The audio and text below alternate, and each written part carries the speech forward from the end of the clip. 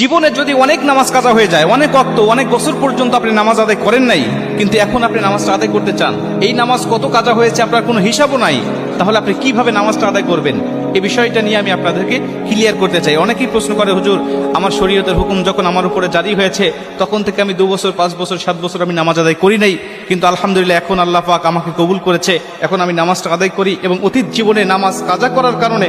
আমার ভিতরে অনুশোচনা আসছে, হুজুর নামাজগুলো আমি আদায় করতে চাই, কেমনে করে নামাজ আদায় করব?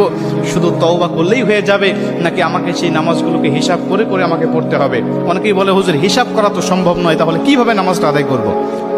কারণ অল্প যদি ওয়াক্ত নামাজ কাজা হয়,